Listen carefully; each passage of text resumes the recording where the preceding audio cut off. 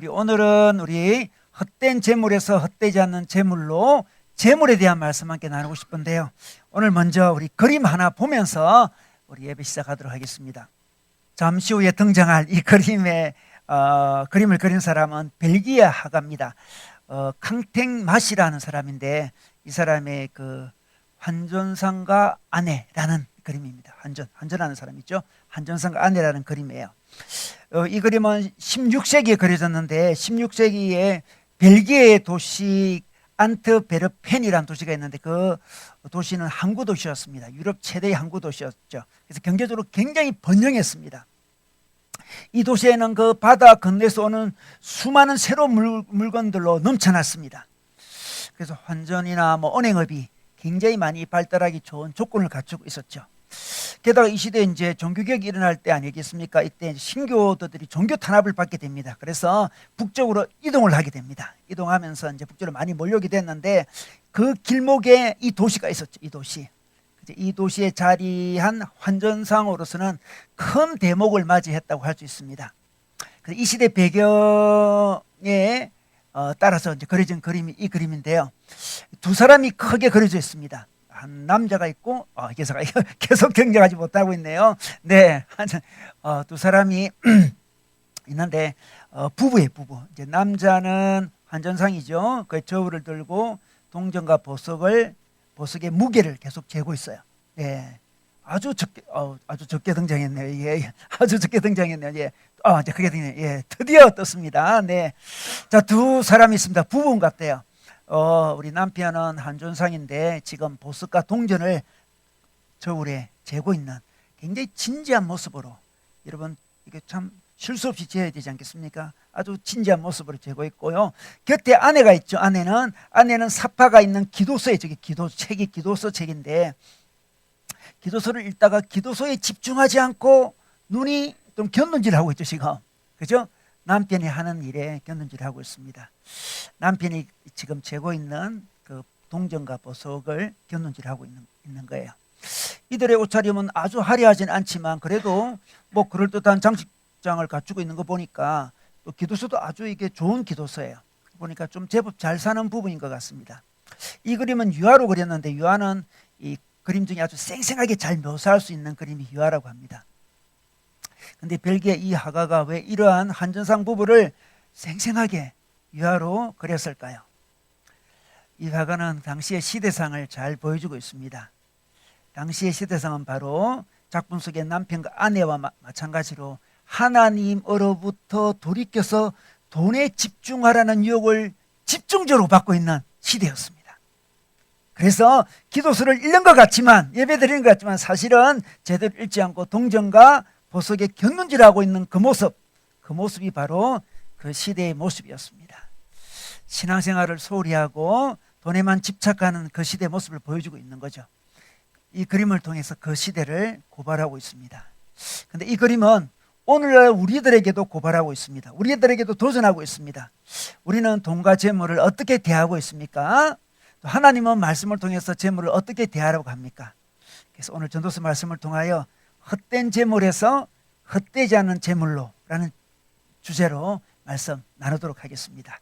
네, 말씀 우리 읽어주도록 하겠습니다. 오늘은 전도서 5장 10절에서 20절, 6장 1절에서 2절 말씀입니다. 네, 함께 읽도록 하겠습니다. 은을 사랑하는 자는 은으로 만족하지 못하고 풍요를 사랑하는 자는 소득으로 만족하지 아니하나니 이것도 헛되도다. 재산이 많아지면 먹는 자들도 많아지나니 그 소유주들은 눈으로 보는 것 외에 무엇이 유익하랴. 노동자는 먹는 것이 많든지 적든지 잠을 달게 자거니와 부자는 그 부요함 때문에 자지 못하느니라. 내가 해 아래에서 큰 폐단되는 일이 있는 것을 보았나니 곧 소유주가 재물을 자기에게 해가 되도록 소유하는 것이라. 그 재물이 재난을 당할 때 없어지나니 비록 아들은 낳았으나 그 손에 아무것도 없느니라. 그가 모태에서 벌거벗고 나왔은즉 그가 나온 대로 돌아가고 수고하여 얻은 것을 아무것도 자기 손에 가지고 가지 못하리니 이것도 큰 불행이라. 어떻게 왔든지 그대로 가리니 바람을 잡는 수고가 그에게 무엇이 유익하랴. 일평생을 어두운 데에서 먹으며 많은 근심과 질병과 분노가 그에게 있느니라. 사람이 하나님께서 그에게 주신 바 그 일평생에 먹고 마시며 해 아래에서 하는 모든 수고 중에서 낙을 보는 것이 선하고 아름다움을 내가 보았나니 그것이 그의 몫이로다. 또한 어떤 사람에게든지 하나님이 재물과 부요를 그에게 주사 능히 누리게 하시며 제 몫을 받아 수고함으로 즐거워하게 하신 것은 하나님의 선물이라. 그는 자기의 생명의 날을 깊이 생각하지 아니하리니 이는 하나님이 그의 마음에 기뻐하는 것으로 응답하심이니라. 내가 해 아래에서 한 가지 불행한 일이 있는 것을 보았나니 이는 사람의 마음을 무겁게 하는 것이라. 어떤 사람은 그의 영혼이 바라는 모든 소원에 부족함이 없어 재물과 부요와 존귀를 하나님께 받았으나 하나님께서 그가 그것을 누리도록 허락하지 아니하셨으므로 다른 사람이 누리나니 이것도 헛되어 악한 병이로다. 아멘. 네, 우리 10절 말씀으로 다시 가보도록 하겠습니다. 우리 10절 말씀에 보니까 은을 사랑하는 자는 은으로 만족하지 못하고 풍요를 사랑하는 자는 소득으로 만족하지 아니하나니 이것도 헛되도다, 이렇게 말씀하고 있습니다. 고대 사회는 은으로 돈을 만들었거든요. 그래서 오늘 은이라는 것은 돈을 이야기합니다. 돈을 이야기합니다. 우리 삶에 너무나 유용한 재물, 이 돈이 이 재물의 풍요가 헛되다고 오늘 말씀하고 있는 거죠. 그러면 성경은 청빈을 가리키는 건가요? 청빈 사상을 가리키는 건가요? 무소유를 가리키는 건가요? 여러분, 성프란치스코라든지 특별한 성자들, 또 수도에 살고 있는 수도사들, 그들에게 주신 독특한 사명이 바로 무소유요 청빈입니다. 그런데 모든 우리 대부분의 그리스도인에게 주신 부르심은 아닙니다. 그래서 여러분이 청빈을 굳이 주장할 필요는 없습니다. 여러분은 뭐 수도에 들어가서 수도사로 살고 싶으면 그렇게 하셔도 되는데, 또 특별한 부르심을 받은 사람은 청빈을 할 수 있습니다. 그러나 청빈은 우리 기독교의 사상이 아닙니다. 그런데 오늘 왜 이 참 우리 삶에 너무나 소중한 이 재물이 헛되다고 말씀하는 걸까요? 오늘 말씀에서는 재물 자체가 헛되다, 이 말씀을 하고 있지 않습니다. 재물을 대하는 태도가 잘못되면 헛되다고 이야기하는 거죠. 재물을 오늘 어떻게 대하고 있습니까? 사랑으로 대하고 있습니다. 은을 사랑하는 자, 은을 사랑합니다. 네, 풍요를 사랑하는 자, 풍요를 사랑합니다. 여러분, 돈과 풍요를 사랑하면 헛되다, 허무해진다, 이렇게 말씀하고 있습니다. 우리 디모데전서 6장 10절에도 비슷한 말씀이 있습니다. 신약에도 비슷한 말씀이 있는데 한번 볼까요? 네, 설교안에 나와 있습니다. 돈을 사랑함이 일만하게 뿌리가 되나니, 이렇게 이야기합니다. 돈이 일만하게 뿌리가 아니고 돈을 사랑함이 일만하게 뿌리가 된다, 이렇게 이야기합니다. 여러분, 돈은 가치 중립적인 것입니다. 그런데 돈을 사랑하면 일만하게 뿌리가 된다는 거죠. 가치 중립, 돈 자체가 문제가 있는 게 아니에요. 사랑하는 게 문제입니다. 여러분, 돈을 사랑한다는 것은 돈을 우선순위 1번에 놓는다, 이 말입니다. 최우선순위에 둔다, 이 말입니다. 이렇게 돈을 최우선순위에 두면, 돈을 사랑하면, 재물을 사랑하면 어떻게 됩니까? 만족이 없다, 오늘 이렇게 말씀하고 있습니다. 여러분, 왜 사랑하냐 그러면 만족을 얻으려고 사랑하는 거잖아요. 근데 가만히 보면 돈이 우리에게 만족을 좀 주는 것은 사실이에요. 우리의 생존을 지켜줄 것 같고, 우리의 안전, 우리의 명예, 우리의 건강, 우리의 인간관계를 지켜줍니다. 일시적으로 부분적인 만족을 주는 거예요. 그런데 오늘 이게 만족을 주지 못한다 할 때, 이 만족은 온전한 만족을 이야기합니다. 온전한 만족, 영원한 만족, 지속되는 만족을 이야기합니다. 그런데 돈이 우리에게 지속되는 만족을 주지 못한다, 이렇게 말씀하고 있는 거죠. 은으로 만족하지 못한다. 은은 지속적인 만족을, 온전한 만족을 주지 못한다, 이렇게 이야기합니다. 여러분, 인간편에서 이제 그 물질을 사랑합니다. 재물을 사랑해요. 그런데 사랑하는 이유가 만족을 주리라고 생각하고 사랑하는 거죠. 그러나 그 물질은 우리에게 만족을 줄 능력이 없습니다. 능력이 없는 걸 그렇게 사랑하는 거죠. 돈을 마치 짝사랑하는 것과 같습니다. 여러분, 어릴 때 우리 짝사랑할 때 있잖아요. 짝사랑하는 것도 우리 커서 생각해 보면 참 헛된 일이었잖아요. 그죠? 어릴 적에 주로 뭐 연예인 짝사랑 하잖아요. 연예인 얼마나 짝사랑하는지 몰라요. 또 뭐 운동선수들 사랑하는 친구들도 있습니다. 또 뭐 우리 때는 뭐 선생님을 짝사랑하는 경우도 많이 있었어요. 다 지나가보면 헛된 일이죠. 그들은 우리의 사랑에 대답할 능력이 없는 사람이에요. 대답할 수 없는 사람입니다. 재물도 마찬가지예요. 재물도 우리에게 온전한 만족을 줄 수 있는 그런 능력이 없는 거예요. 하나님이 그런 존재로 창조하지 않았습니다. 능력이 없습니다. 이 조지 허버트라는 17세기 영국 시인이 있습니다. 그분의 아주 유명한 시가 있는데요. 도르래라는 시입니다. 이 시에 보면 이런 이야기가 있어요. 하나님 인간을 만드실 때 잔을 들고 많은 축복을 부어주셨다 이렇게 이야기합니다. 부도 부어주시고 아름다움도 부어주시고 지혜도 부어주시고 또 명예도 부어주셨다는 거죠. 그런데 그 잔이 거의 다 비워졌을 때 하나님이 그 잔을 붓는 것을 멈추셨다 그럽니다. 자, 멈추셨습니다. 하나님 멈추셨습니다. 오직 하나가 딱 남았을 때 멈추신 거예요. 하나님이 모든 보물 중에 가장 좋은 보물을 딱 붓기 전에 멈췄다는 거죠. 이 보물이 바로 안식과 만족이라는 거예요. 만족은 줄 수 없었다는 하나님이. 하나님 이 만족만은 줄 수 없다는 거죠. 만약 이 만족마저 주버리면 우리 인간이 하나님 대신에 그 인간적인 그 선물을 인간이 더 숭배할 가능성이 있기 때문에 하나님이 만족을 딱 붙들어줬다 그럽니다. 그렇게 되면 하나님도 우리도 패배자가 되리라 이렇게 이야기하고 있습니다. 그래서 이 시에 보면 하나님 우리 인간에게 늘 불안에 젖도록 하셨다 이런 말씀이 있어요. 늘 목말라요. 많은 걸 받았는데 마지막 뭘 못 받았어요. 그게 만족이라는 거예요. 그게 안식이라는 거예요. 마지막 뭘 못 받아가지고 늘 이렇게 목말라하고 불안해하는 그런 존재로 만들었다는 거죠. 풍요롭기는 한데 늘 지치도록 만들었다는 거죠. 우리를. 그래서 우리 인간을 그 지침이 그 피로가 하나님 품으로 달려갈 수 있도록 한다는 거죠. 우리 인간은 선을 통해서 하나님께 나아가지 못하고 너무 안타깝게도 피로를 통해서 하나님께 나아간다. 이 시에서 그렇게 이야기합니다. 그래서 하나님 우리에게 부유함을 줄 수 있지만 만족은 마지막 순간까지 주지 않습니다. 부유한데 뭔가 고돼요. 부유한데 뭔가 피곤해요. 여러분 우리 삶이 피곤함이 있고 지루함이 있지 않습니까? 많은 걸 소유했는데도 피곤할 수도 있고 지루할 수도 있어요. 우리가 늘 피곤하고 지루한 것은 우리가 이 세상의 것으로 만족하지 못할 존재라는 걸 알려주는 거예요. 지루함과 피곤함은 한편으로 축복이라고 할 수 있습니다.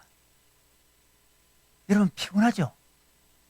또 많은 걸 지루하죠? 그게 내 삶이 왜 이렇게 피곤하지? 내 삶이 왜 이렇게 지루하지? 그런 이야기 많이 할 때 있는데 그것은 바로 하나님 품으로 달려가도록 하나님이 장치를 해두신 거예요. 20절 말씀 보겠습니다. 20절 말씀 볼까요? 2절 말씀 중간부터 보겠습니다. 이는 하나님이 그의 마음에 기뻐하는 것으로 응답하심이니라 그런 말씀이 있습니다. 하나님이 그의 마음에 기쁨을 준다는 말씀이에요. 기쁨으로 응답하신다는 겁니다. 그 다른 물질이 재물이 이 우리가 원하는 그 온전한 기쁨을 주지 못하고 하나님만이 이 온전한 기쁨을 준다 이렇게 이야기합니다. 그런데 우리는 그 물질이 우리에게 온전한 기쁨을 줄 줄 알고 물질을 하나님보다 최우선에 둔다는 거죠. 그래서 물질이 많아질 수도 있습니다. 재산이 많아질 수도 있어요. 그런데 재산이 많아지면 이 만족이 오지 않고 다른 고통이 온다고 또 이야기하고 있습니다. 우리 11절에 볼까요? 재산이 많아지면 먹는 자들도 많아진다 이런 말씀이 있습니다. 재산이 많아지면 먹는 자들도 많아진다. 이게 무슨 말일까요? 이런 재산이 많아지면 있잖아요. 나쁜 어떤 권력자들이 돈을 빼앗아갈 때도 많이 있어요. 여러분 그렇지 않습니까? 자녀들이 허비할 수도 있습니다. 주위 사람들이 벌떼같이 달려들어서 빼앗아갈 수도 있어요. 저는 그런 경우는 별로 없어요. 제가 돈이 많은 적이 없어가지고 주위 친족 가족들이 저한테 돈을 빼앗으려고 한 적은 거의 없지만 많은 사람들이 그런 이야기하고 있지 않습니까? 돈이 많으면 주위에 많은 사람이 달려든다 그럽니다. 오늘 전도서 말씀은 솔로몬의 말씀이거든. 솔로몬은 그런 경험을 많이 했습니다. 자기가 많은 재산을 가지니까 사람들의 많은 요구가 있었습니다. 지출할 것도 너무 많아져요. 그래서 긴장이 돼요. 긴장이 됩니다. 누가 내 재산을 빼앗아갈까 긴장이 됩니다. 그래서 만족이 없는 거예요. 만족이. 우리 6장 2절의 말씀도 볼까요? 6장 2절. 자, 6장 2절에 보면 이런 말씀이 있습니다. 어떤 사람은 그의 영혼이 바라는 모든 소원에 부족함이 없이 재물과 부여와 존귀를 하나님께 받았으나 하나님께서 그가 그것을 누리도록 허락하지 아니하셨으므로 자기는 누리지 못하고 어떻습니까? 다른 사람이 누리라니 이것도 헛되어 악한 병이로다 이렇게 이야기합니다. 아니 다른 사람이 누립니다. 놀랍습니다. 다른 사람이 누려요. 자기는 누리지 못하고 다른 사람이 누린다는 거죠. 자, 12절로 다시 돌아가 보겠습니다. 12절에 돌아가 보니까 노동자는 먹는 것이 많든지 적든지 잠을 달게 자거니와 부자는 그 부ям 때문에 자지 못하느니라, 이렇게 말씀하고 있습니다. 저는 부ям 때문에 잠을 자지 못한 적은 없어요. 우리 중에도 뭐 대부분 그런 사람이 없을 건데, 여러분, 노동자는 잘 자는데 부자는 잠을 못 잔다는 거죠. 잠을 못 자요. 관리할 게 너무 많아가지고. 그래서 오히려 거의 재물이 거의 정신적인 어떤 건강마저, 육체적인 건강마저 해줄 수 있다고 오늘 말씀하고 있습니다. 바로 이게 헛된 재물이에요. 재물을 가졌긴 가졌는데 헛된 재물, 헛된 재물. 우리 14절로 또 가볼까요? 14절에 보겠습니다. 14절에 보니까 그 재물이 재난을 당할 때 없어지나니 비록 아들은 낳았으나 그 손에 아무것도 없느니라, 이런 말씀이 있습니다. 여러분, 재난을 당할 수 있어요. 부자가 갑자기 망하는 경우 많이 있습니다. 여러분, 부도가 날 때 있잖아요. 이 부도 난 얘기 많이 듣잖아요. 회사에 사고가 날 수도 있습니다. 주식이 폭락할 수도 있어요. 자기가 무리한 투자를 해가지고 망할 수도 있고 자연재해가 발생할 수도 있습니다. 그 많은 재물이 한순간 사라지는 이야기를 우리는 많이 듣습니다. 평생에 노력해서 재산을 축적해 놓았는데 한순간 다 사라지고 자녀에게 남겨줄 것이 없는 큰 불행을 당할 수도 있다, 이렇게 이야기합니다. 이것이 바로 헛된 재물의 모습이에요. 헛된 재물의 모습입니다. 그래서 헛된 재물은 우리에게 만족도 주지 못할 뿐더러 고통마저 주는 것을 말씀해 주고 있습니다. 그러므로 우리가 그러면 재물을 축적하지 말아야 될까요? 모으지 말아야 될까요? 그건 아니에요. 우리 13절에 볼까요? 13절에 보겠습니다. 내가 해 아래서 큰 배단되는 일이 있는 것을 보았나니 곧 소유주가 재물을 자기에게 해가 되도록 소유하는 것이라, 이렇게 이야기합니다. 여러분, 소유주가 재물이 자기에게 해가 되는 정도로 소유하면 안 되는데 소유해서 이 많은 일이 생기는 거예요. 그 자기 능력보다, 자기가 관리할 능력보다 더 많은 재물을 가질 때 만족도 없을 뿐더러 도리어 고통이 임한다는 거죠. 우리가 이 말씀을 들을 때, 아유, 목사님, 저는 관리할 능력이 있습니다, 이렇게 생각할 수도 있어요. 그죠? 저는 자신 있어요. 저는 걱정하지 마세요, 이렇게 할 수 있습니다. 그것은 하나님과 자기 사이에 판단할 문제죠. 여러분, 사람들은 재물이 자기에게 해가 될 정도로 소유하려고 합니다. 우리 대부분이 그렇잖아, 그죠? 이런 수많은 사람이 복권을 삽니다. 복권을 사면 1등 되면 엄청난 돈이 오는데, 이 돈을 내가 어떻게 관리해야 할까 고민하면서 복권을 안 사는 사람이 있습니까? 와, 이거 못 사겠다. 내 관리가 안 되겠다. 내한테 어디 폐단이 일어나겠다. 만족도 없을 뻔해. 내 고통이 임하겠다. 그러면서 없습니다. 이 아파트 사면 너무 많이 오를 것만 같은데, 그럼 내가 관리가 좀 안 되겠다. 내 영혼이 안 좋을 것 같아. 안 사겠다. 이런 사람 보셨습니까? 우리 모두는 사실은 다 자신만만해요. 우리 한국 사람들은 돈이 많아지는 거 별로 걱정하지 않습니다. 자신만만하고요. 특히 정치에 대해서 자신만만해요. 다들 정치에 대해서 너무 자기가 잘 안다 생각하죠. 얼마나 자신만만한지 몰라요. 정치 문제나 돈 문제는 얼마나 다 자신만만한지 몰라요. 자기는 많이 소유할 수 있다고 생각하죠. 그러나 성경에서는 자기 능력보다 더 많은 걸 가지려고 할 때, 가질 때도 그렇고 가지려고 할 때도 그렇고, 물론 가지는 것도 쉽지 않습니다. 여러분, 정말 쉽지 않아요. 가질 때도 문제고 가지려고 할 때 우리에게 만족이 없을 뿐만 아니라 여러 가지 고통이 임한다고 이야기하고 있습니다. 그 고통을 17절에 또 결론적으로 이야기하고 있습니다. 자, 그 고통은 어떤 고통입니까? 일평생을 17절에 어두운 데서 먹으며 많은 근심과 질병과 분노가 그에게 있느니라. 여러분, 요즘에 많은 근심이 있습니까? 또 질병이 따라옵니까? 정신적으로 육적으로 질병이 따라옵니까? 분노가 많이 있습니까? 그렇다면 여러분, 혹시 하나님이 원하지 않는 수준의 재물을 탐하고 있는지 자신을 살펴볼 필요가 있습니다. 과도한 재물을 사랑할 때 결론이 17절 말씀이에요. 많은 근심과 질병과 분노가 그에게 있느니라, 이렇게 말씀하고 있습니다. 우리 방금 읽은 디모데전서 6장 10절 말씀에도 많은 근심으로서 자기를 찔렀다는 부분이 있죠. 디모데전 6장 10절에 보니까 돈을 사랑하면 1만 원의 뿌리인데, 그렇게 하면 어떻게 됩니까? 믿음에서 떠나 많은 근심으로서 자기를 찔렀다 이야기합니다. 여러분, 근심으로 자기를 자해하고 싶으십니까? 많은 근심으로 자기를 찔러요. 돈을 사랑하는 사람은 자해하는 사람이에요. 돈을 하나님보다 더 사랑하는 사람은, 돈이 최우선적인 사람은, 돈에서 만족을 추구하는 사람은 근심으로 자기를 찌르는 사람이라고 말씀해 주고 있습니다. 우리 다시 6장 2절 말씀을 한번 다시 돌아가 보겠습니다. 자, 어떤 사람은 그의 영혼이 바라는 모든 소원에 부족함이 없어 재물과 부여와 존귀를 하나님께 받았으나 하나님이 재물을 부여를 줄 수 있습니다. 자, 줄 수 있습니다. 근데 참 놀라워요. 받았으나, 그러나가 중요합니다. 하나님께서 그가 그것을 누리도록 허락하지 아니하셨다고 이야기합니다. 여러분, 재물을 받는 것과 누리는 것은 별개의 문제예요. 자, 우리는 어떻습니까? 재물을 받으면 누린다고 생각하죠. 그래서 성경 그렇게 이야기하지 않습니다. 네가 받았는지 모르겠어. 하나님이 줄 수도 있지. 재물을 부여도 줄 수도 있어. 그러나 하나님이 누리도록 허락하지는 않겠다는 거죠. 누리는 거와 재물을 받는 것은 별개, 다른 문제예요. 이것이 같은 어떤 비례한다고 생각하는 순간 헛된 재물관을 가지게 되는 거예요.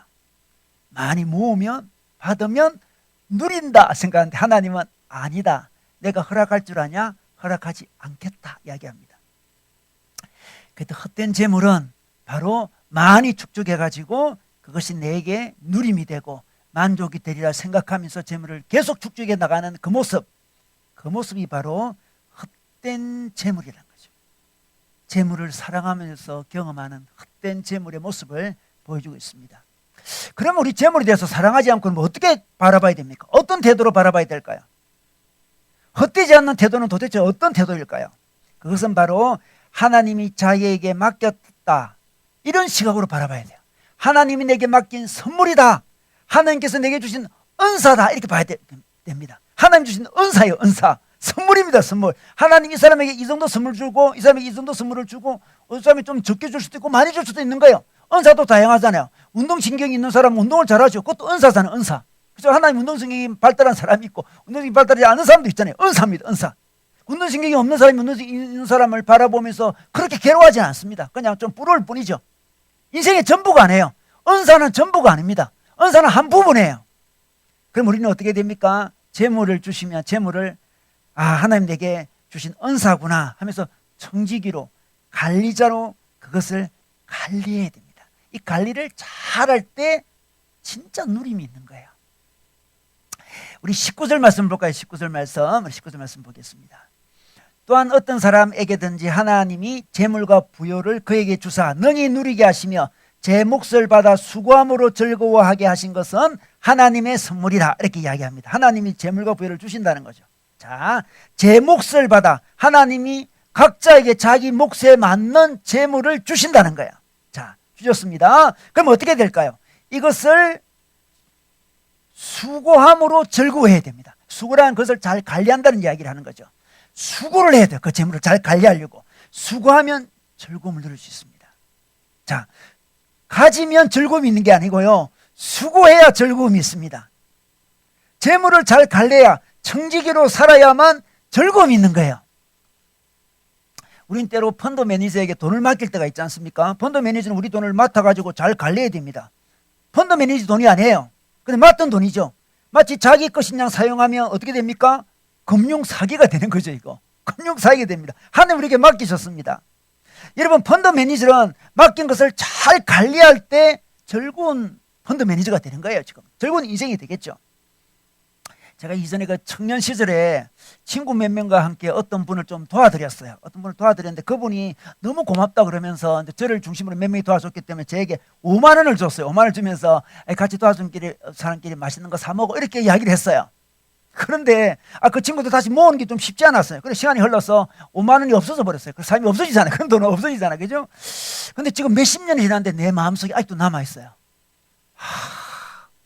그때 잘 관리를 못해가지고 그 사람도 지금도 연락되는 사람이거든. 그때 5만 원 그 뒤에 그냥 없어져 버렸어. 관리를 잘 못해서. 아니, 지금도 남아요. 지금 몇십 년이 지났는데, 내가 결혼하기 전인데 지금도 내 마음이 남아있어요. 미안함으로 남아있어요. 미안함으로.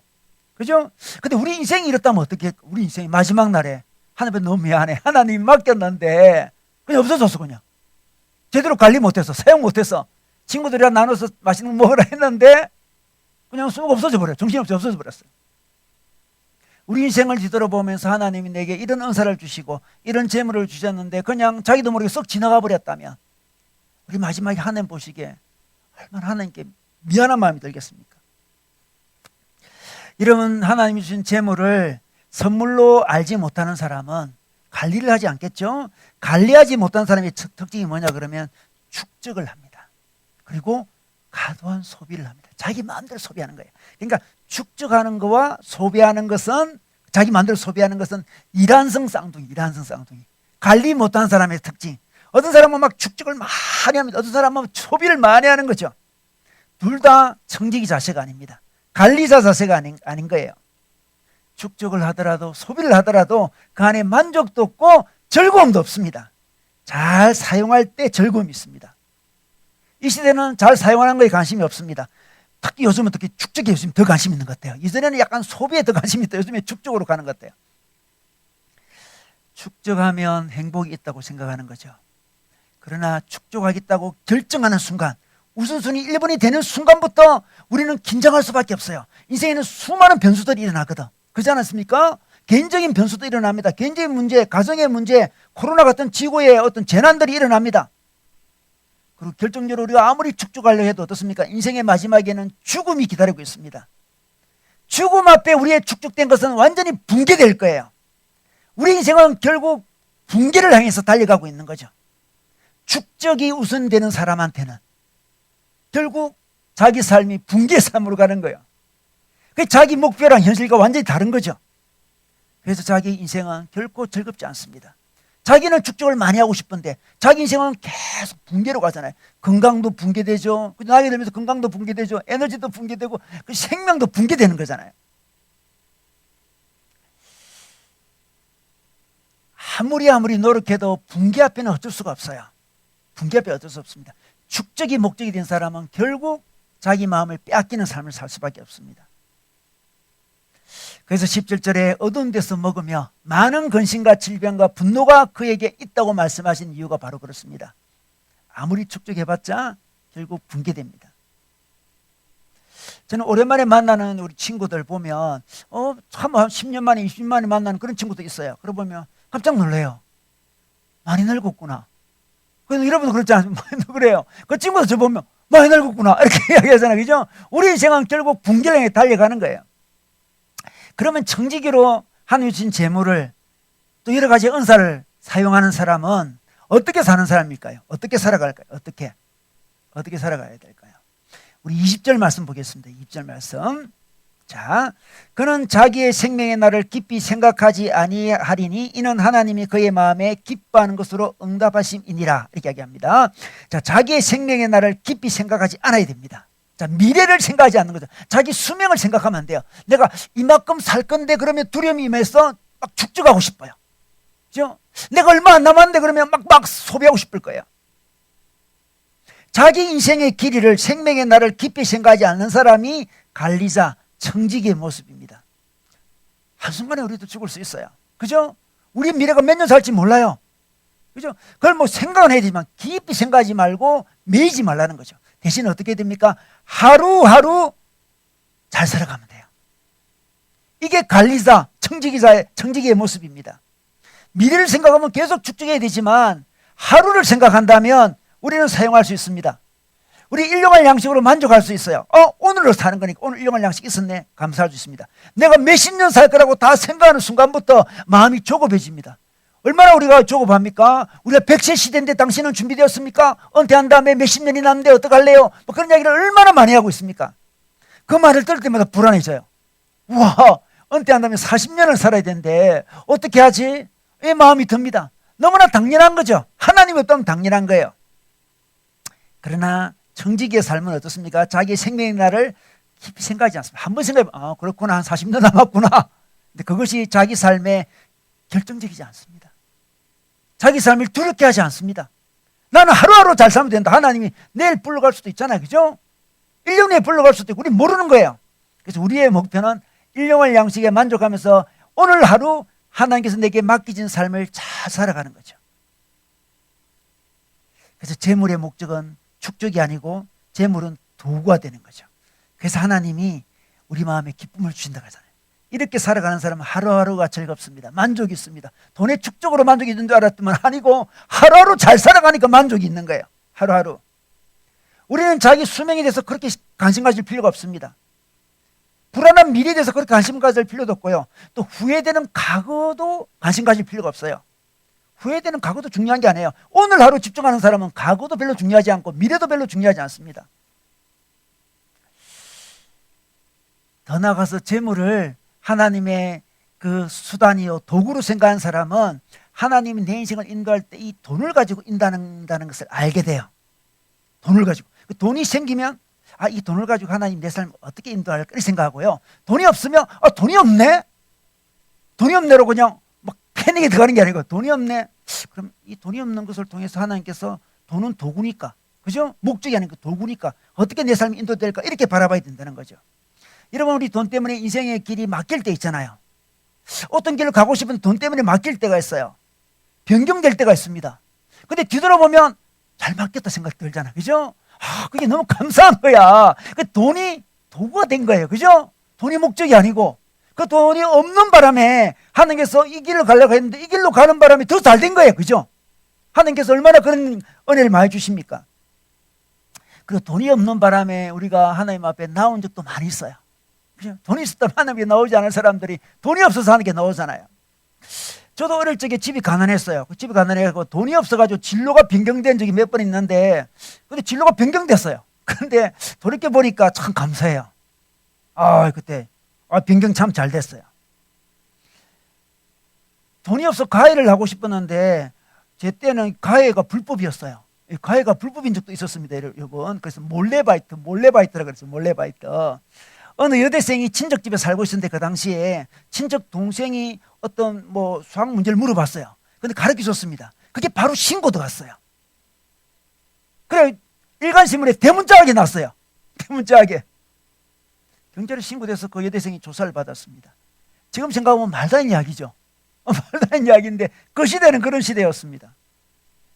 공부하면서 아르바이트 하는 것은 정말 초인적인 사람들만 가능했죠. 초인적인 사람들. 저는 초인적인 사람이 아니기 때문에 그런 능력이 없어요. 저는 아르바이트 할 자신도 없고 그래요. 그래서 하나님은 저를 가해도 못하게 하시고 아르바이트도 못하게 했지만 그래서 공부에 집중하고 신앙에만 집중하게 해주셨습니다. 그런 길을 열어주셨습니다. 그래서 좋은 목사님도 만나고 선교단체도 만나고 신앙도 잘 배우고 전도도 하고 그래서 자연스럽게 제가 좋아하는 직업으로 인도가 되었네요. 그 돈이 없는 것 때문에 다 일어난 일이에요. 우리 부모님은 경제적으로 저를 돕지 못했기 때문에 저의 진로에 전혀 간섭할 수 없었습니다. 전혀 돈 되지 않는 이상한 선교단체로 가더라도 전혀 간섭을 할 수가 없어요. 이상한 사람을 만들어버렸습니다. 돈이 없어 집을 마련하지 못한 경우도 많죠. 그런데 이제 그때 하나님 인도를 경험하는 거죠. 집을 마련하지 못하면서 다양한 집을 경험하면서 다양한 신앙 경험을 하게 되었습니다. 부유했더라면 경험하지 못할 하나님이 귀중한 신앙의 경험을 주셨습니다. 또 어떤 사람은 재물을 많이 주는 경우도 있어요. 많이 주셔서 그 삶을 인도할 경우가 있습니다, 여러분. 안 주시면서 인도하는 경우도 있고 주시면서 인도하는 경우도 있습니다. 돈은 도구이기 때문에 그렇습니다. 돈을 잘 버는 것도 하나님이 주신 은사입니다. 여러분, 돈을 잘 번다는 것은 어떤 시대가 허락을 해야 돼요. 너무 어려운 시대는 아무리 노력해도 안 되는 시대가 있어요. 그 시대는 누가 줬습니까? 하나님이 준 거잖아요. 그죠? 그것도 은사예요. 시대가 주는 은사고 개인의 은사도 있습니다. 어떤 사람은 어렵고 힘든 가운데 돈을 좀 잘 버는 사람이 있어요. 그것도 은사예요. 은사입니다. 재능이죠. 재능. 그러니까 청지기의식이 있는 사람은 재물을 주시면 하나님께서 내게 이런 은사를 주셨구나 하면서 감사할 수 있습니다. 그 재물을 안 주시면 은사가 아닌 걸 어떡합니까? 그죠? 은사가 아닌데 하나님이 안 주신 걸 어떡해요? 여러분, 운동에 은사가 없는데 어떡합니까? 그럼 운동을 운동 선수를 못하는 거죠. 그냥 아마추어는 할 수 있지만 프로는 못하잖아요. 그죠? 그럼 어떡합니까? 하나님이 안 주셨는데 웃을 수 있습니다. 하나님이 안 주셨네. 왜 이리 가난합니까? 이거 하나님 은사를 안 주셔서 그렇죠. 웃을 수 있습니다. 근데 은사가 아니고 자기의 어떤 정체성이라든지 자기의 목적이 된 사람은 그 돈 없는 걸 통해서 너무나 괴로워요. 자기 정체성이니까. 그게 자기 1번이 된 사람은 돈을 벌면서도 두렵습니다. 즐거움이 없습니다. 우리가 살아가면서 하나님 우리 돈이 있고 없고를 통해서 하나님 우리를 인도하십니다. 하나님의 인도의 도구가 재물이에요. 얼마나 자본주의 사회는 재물을 통해서 하나님 우리를 인도하신지 몰라요. 그래서 우리는 돈을 사랑하지 말아야 되고 돈을 사용해야 됩니다. 사랑하지 않고 사용하는 거죠. 재물을 하나님이 주신 선물로 여길 때, 인도의 도구로 여길 때 우리는 남과 비교하지 않습니다. 인도의 도구니까, 그죠? 비교할 필요가 없어요. 자신만의 고유한 은혜를 경험하게 되죠. 고유한 길을 찾게 됩니다. 나만의 길, 나만의 독특한 인도를 재물을 통해서 경험하게 되는 거죠. 그런데 만약에 도구가 아니고 목적이 되는 순간 우리는 남과 비교할 수밖에 없어요. 억울해할 수밖에 없습니다. 벼락거지가 되면 너무 괴로워서 못 살겠어요. 이 시대는. 왜? 수많은 사람이 벼락거지가 되어버렸어요. 기분은 순간 나쁘지만 그것이 우리 인생을 흔들지는 않습니다. 우리는 하나님 인도에 따라 안정감을 얻어야 됩니다. 재물이 많은 걸로 안정감을 얻는 게 아니라 하나님 인도를 신뢰하기 때문에 안정감을 얻습니다. 그리고 기대합니다. 초조하지 않게 기대합니다. 초조하지 않고 하나님이 나만의 독특한 길로 인도하시려고 그러시는구나. 특별한 길이겠지. 남들이 도저히 경험 안 한 그 길로 인도하시는 거예요.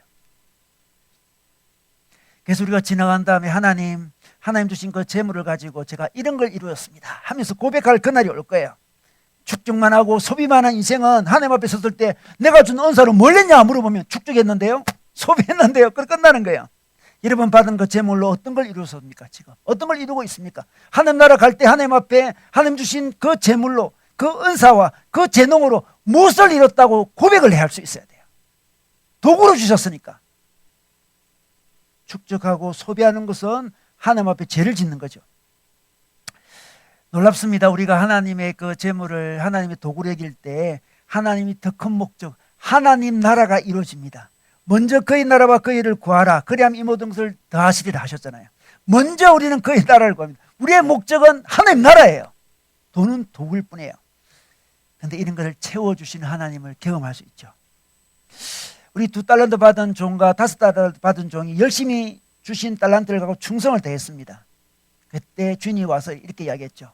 적은 일에 충성한 자야, 내가 너희를 축복하니 더 많은 것으로 내게 맡기겠다, 이렇게 말씀하고 있습니다.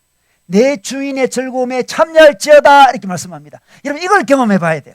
하나님 주신 물질을 잘 사용했더니만 하나님이 기뻐하시면서 더 많은 것을 맡겨요. 야, 너 정말 잘 관리하는구나, 너 정말 청지기답다 하면서 더 많은 걸 맡기면서 우리가 하나님의 즐거움에 참여하게 되는 거죠. 이 기쁨을 누릴 수 있어야 돼요. 이 기쁨을. 바로 이 자세, 하나님의 선물입니다. 저는 청지기입니다. 이 자세로 살아가는 것이 바로 헛되지 않는 재물을 사용하는 자세인 것입니다. 자, 우리는 이 말씀을 우리가 처음 듣는 말씀은 아니에요. 하나님의 도구로 사용해야 된다, 하나님의 선물로 사용해야 된다, 이런 거 배웠습니다. 축적하거나 소비만 하면 안 된다, 배웠습니다. 그런데 실상으로는 잘 되지 않습니다.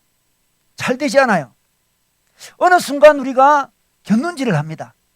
우리 방금 그 그림에 나와 있듯이 그 아내 되는 사람이 남편이 그 세고 있는 그 보석과 동전을 이제 곁눈질하는 거죠. 아는데 잘 안 돼요. 사용하라고 했는데 사랑하고 있는 자신을 발견합니다. 잘 관리하면서 즐거움 누리라고 했는데 제대로 관리 못하면서 마음은 불안함이 있습니다. 어찌하면 좋겠습니까? 어찌하면 좋겠습니까? 하나님이 재물도 주시고 그것을 즐길 수 있는, 누릴 수 있는 것도 따로 허락하신다 했는데 허락을 어떻게 받을 수 있습니까? 재물은 받았는데 이거 어떻게 이 누림의 허락을 어떻게 받을 수 있겠습니까? 별개로 놀고 있는데 지금 어떻게 받을 수 있겠습니까? 알긴 하는데 제대로 받지 못해요. 하나님이 그 누림의 허락의 길을 우리에게 보여주십니다. 그것이 바로 예수 그리스도의 십자가의 은혜인 것입니다. 십자가의 은혜를 경험하면 그것이 가능해지는 거예요. 그냥 아는 것으로 가능해지지 않고 십자가의 은혜를 누려야만 그것이 가능해집니다. 우리 고린도서 8장 9절 말씀 볼까요? 네, 한번 보겠습니다. 우리 주 예수 그리스도의 은혜를 너희가 알거니와 부요하신 이로써 너희를 위하여 가난하게 되심은 그의 가난함으로 말미암아 너희를 부요하게 하려 하심이라, 이런 말씀이 있습니다. 예수님이 보여주셨습니다. 예수님이 가난하게 되셨습니다. 우리를 부유하게 하기 위하여. 그가 가난하게 되셨다는 게 뭘까요? 그는 하나님이었습니다. 하나님의 영광을 다 가진 분이셨습니다. 근데 너무 가난해지셨어요. 이 땅에 인간의 몸으로 오셨습니다. 성육신하셨습니다. 십자가에서 돌아가셨어요. 모든 영광을 다 내려놓으시고 인간의 밑바닥까지 내려가셨습니다. 너무너무 가난하게 되셨습니다. 왜? 우리를 부유하게 하기 위해서, 진정한 부유를 주기 위해서. 이 은혜를 경험해야만 부유함을 경험할 수 있습니다. 진정한 부유함, 진정한 즐거움. 우리 인생은 아무리 축적해도 결국 죽음으로 붕괴될 수밖에 없어요. 그렇지 않습니까? 그런데 예수님의 십자가를 통해서 우리에게 죽음을 극복해 주셨습니다. 우리는 죽음이 없어졌습니다. 우리에게는. 그죠? 죽음을 향하는 인생이었는데 하나님께서 새로운 생명을 주셨습니다. 우리의 삶은 영혼을 향한 삶이에요. 와, 그죠? 지금까지의 우리의 축적은 죽음을 맞닥뜨리면 무너질 수밖에 없는 그런 축적의 삶이었는데 이제 죽음이 없으니까 영원한 축적을 하게 해주셨습니다. 다른 차원의 축적이죠. 그죠? 다른 차원의 축적이에요. 지금 몇십 년 남아서 불안하다 할 때 우리 막 축적하겠지만 이제 죽음은 없어. 우리 인생에 죽음은 없어. 영원히 우리가 살 거야. 영원한 삶을 향해서 진짜 의미 있는 축적을 할 수 있는 삶을 살게 되는 거예요. 죽음의 문제를 극복할 때 하나님 나라에 축적하는 삶을 살게 되는 거죠. 그죠? 죽음이 두려워서 남은 인생은 어떻게 할까 두려워서 축적하는 인생이 아니라 내 인생은 끝없는 영원한 인생인데 그 영혼을 향한 축적을 하게 됩니다. 하늘나라 은행 구좌에 우리의 재물이 쌓여갑니다. 여러분 자기 은행 구좌에 그 잔액이 막 늘으면 기분이 굉장히 좋지 않습니까? 근데 우리는 있잖아요. 그런 것은 죽음으로 다 끝나는 것이지만 영원한 하늘나라에 구좌가 있어요. 그 구좌에 쌓여갈 때마다 우리의 사랑이, 우리의 재물이 쌓여갈 때마다 우리는 즐겁잖아요. 영원한 즐거움을 경험하는 거죠. 여러분, 더 나아가서 우리 예수님은 우리에게 영원한 부유함을 주셨습니다. 이 영원한 부유함을 얻었기 때문에 우리가 살아가면 일시적으로 붕괴될 때 있잖아요. 일시적으로 붕괴됩니다. 자, 붕괴됩니다. 근데 붕괴될 때마다 우리가 어떻게 합니까? 우리는 영원한 부유함이 있기 때문에 하나님이 일시적으로 붕괴시키셨구나. 이는 더 풍성한 축적을 향해서 하나님이 인도하시는구나. 그렇게 받아들일 수 있습니다. 우리는 영원한 하늘나라가 있고 영원한 부유가 있기 때문에. 여러분, 일시적인 붕괴 경험할 때 사람들은 견디지 못하잖아요. 내 삶에 뭐 파산을 경험했다든지 그럴 때 견딜 수가 없어요. 그러나 우리는 영원한 세상이 우리를 기다리고 있잖아요. 그래서 그런 것도 우리는 다르게 받아들입니다. 더 풍성한 축적, 하늘나라의 더 안전한 구좌로 나를 인도하기 위해서 좀 불안한 이 구좌들, 뭐 국민은행 구좌, 뭐 무슨 구좌들, 이 구좌는 좀 불안하게 하시면 불안한 구좌잖아요. 이 구좌는 영원한 구좌로 이 축적하도록 하나님이 인도하신다는 것을 깨닫게 하십니다. 깨닫게 하십니다. 내 사랑하는 우리 주님이 나를 의미 없는 붕괴를 경험시킬 그런 분이 아니라는 것을 우리는 깨닫고 있습니다. 우리 주님 우리를 사랑하셔서 우리 삶에 의미 없이 막 붕괴되고 있잖아요. 고통당하고 어떻게 좋아하겠습니까? 우리 주님이 우리에게 영원한 부유의 길을, 영원한 만족의 길을 제시해 주셨습니다. 그러므로 우리는 예수 그리스도를 따르기만 하면 됩니다. 예수 그리스도를 바라보기만 하면 됩니다. 예수 그리스도에 갔던 그 길을 바라보면 우리도 모르게 부유함을 축적해 갈 수 있습니다. 우리 방금 우리 그림 봤죠? 우리 그림 다시 한번 띄워줄 수 있나요? 그림 다시 띄워줄 수 있나요? 자, 이제 우리의 할 일은 예수 그리스도를 바라보는 거예요. 이 그림 다시 보겠습니다. 이 작품 속에서 남편과 아내 둘 다 하나님으로부터 돌이켜서 돈에 집중하라고 유혹을 심하게 받고 있는 그 시대였습니다. 오늘날 시대랑 비슷해요.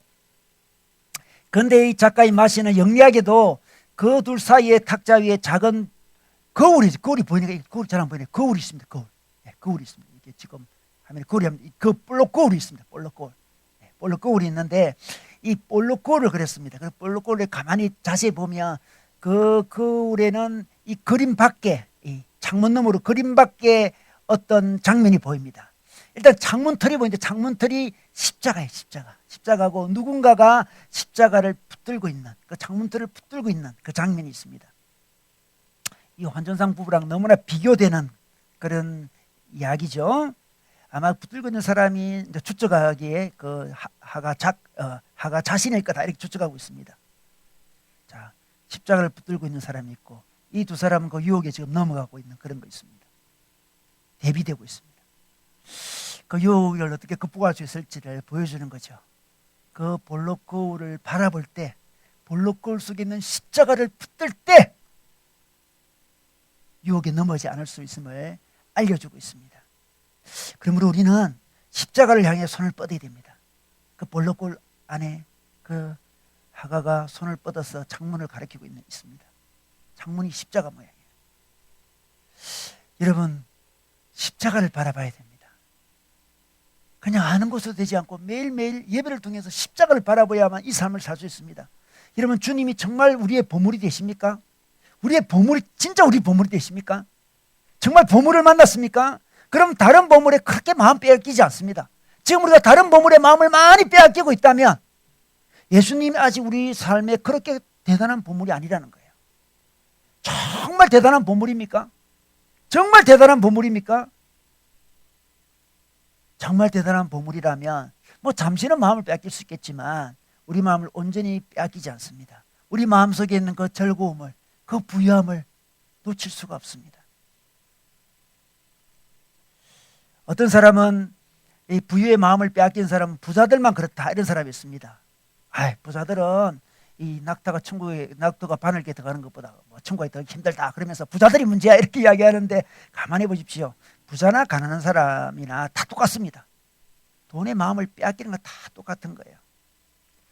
내 보물이 있는 그곳에 내 마음이 있다고 했습니다. 여러분, 보물이 누구입니까? 우리에게 보물은 누구입니까? 무엇입니까? 그것이 없으면 그렇게 괴로운 그 존재가 누구입니까? 예수님입니까? 재물입니까? 우리는 하나님을 바라보는, 예수님을 바라보는 예배를 회복해야 됩니다. 계속 볼록 거울을 바라봐야 돼요. 볼록 거울. 저렇게 기도서를 읽고 있지만 곁눈질을 하고 있는 저 여사에게 볼록 거울을 그려주셨습니다. 여러분, 볼록 거울이 있습니까? 예배가 있습니까? 예수 그리스도 십자가를 볼 기회가 있습니까? 여러분, 우리 코로나로 인해서 우리 온라인으로 계속 예배를 드리고 있었잖아요. 그래서 우리 자립영성을 세우는 해라고 우리가 목표도 정했습니다. 우리가 자립영성을 키우자고 이렇게 이야기했습니다. 정말 처절하게 자립영성을 키우기 위해서 노력했습니다. 자, 우리가 온라인으로 자립영성을 세우는 것도 중요한 일이지만 이제 오프라인이 막 열리고 있잖아요. 그죠? 열리고 있습니다, 지금. 함께 할 때 훨씬 더, 공동체로 함께 할 때 훨씬 더 자기의 예배를, 자기 영성을 잘 키울 수 있습니다. 어차피 오프라인과 온라인이 겸용될 수밖에 없는 시대에 접한 것 같아요, 지금 보니까. 두 가지 다를 잘 할 수 있으면 좋겠습니다. 우리 이제 몇 가지 지침만 잘 지키면 함께 예배할 수 있는 이제 상이 열리고 있습니다. 얼마나 기쁜지 몰라요. 우리 예배를 회복하면 좋겠습니다. 정말 그 2년 동안 우리 한국교회가 정말 예배 어려움을 정말 많이 겪었습니다. 정말 많이 겪었습니다. 자립 영성을 통해서, 함께하는 영성을 통해서 우리 볼록 거울을 다시 바라보면 좋겠습니다. 그래야만 견우질하지 않게 됩니다. 그래야만 돈의 노예가 되지 않을 수 있습니다. 그래야만 헛된 재물에 매이는 일이 없습니다. 여러분, 볼록 거울을 바라봄으로 예배를 회복함으로 하나님이 주시는 즐거움, 헛되지 않는 재물이 주는 즐거움을 누리시기를 주님의 이름으로 축원합니다.